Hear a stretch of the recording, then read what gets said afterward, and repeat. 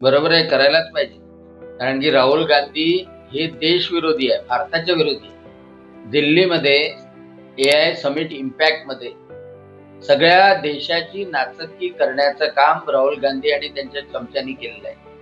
म्हणजे तिथे सगळ्या जगामधले एआय मधले लोक आले, अनेक नवीन संशोधनं आली आणि काल मी स्वतः जाऊन आलो. तर त्या ठिकाणी सगळी नवीन जनरेशन भारतातली जेन झी सगळेजण मोठ्या रसानी पाहत होते आणि समजून घेत होते.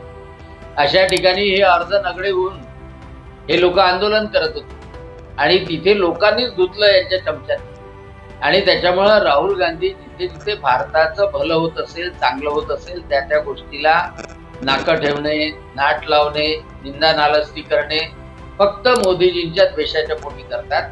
आणि त्याच्यामुळं अशा भारत विरोधी कारवाया करणाऱ्या नेत्याला, जो सोरसचा नेता आहे, जो सोरसच्या पैशावर जगतो, जो सोरसच्या पैशावर राजकारण करतो, जो इंडिया चायना करार करून घेतो पक्षासाठी, अशा नेत्याला काळे झेंडे दाखवायला पाहिजे आणि अशा नेत्याचा निषेध जागोजागी करायला पाहिजे. नुसतं भिवंडीत नाही तर प्रत्येक ठिकाणी करायला पाहिजे.